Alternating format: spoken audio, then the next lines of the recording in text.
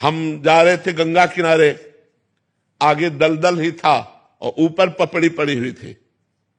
भगवान का स्मरण कर रहे हैं, मस्ती से छड़ी घुमाते हुए, चिंतन करते हुए। बड़ा सुंदर जीवन था गंगा किनारे का।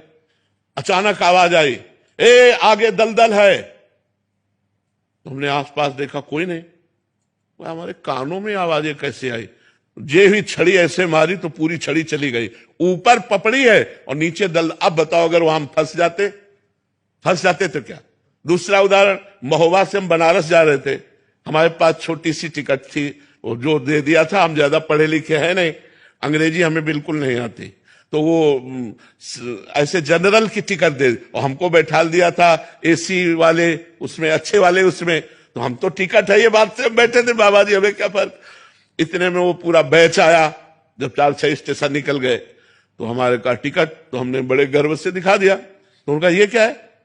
ये पहली बात तो आप कोच में बैठे हुए हो, इसकी टिकट नहीं आपकी। और दूसरी बात कि जनरल की टिकट और 3 स्टेशन की टिकट है। आप कहां जा रहे हो? हम कहा बनारस। तो बोले आपके पास टिकट ही नहीं। अब वो जो 2-4 सबकी श्रद्धा संतों पे थोड़ी होती, तो वो गालियां बकने लगे। बोले खड़े हो, तो हम खड़े हो गए।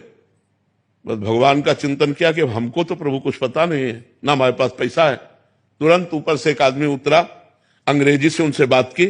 तुरंत हमको इतना बड़ा कागज जैसा उन्होंने दिया और उसको रुपए गिन के दिए और कहा महाराज जी आप बैठ जाइए।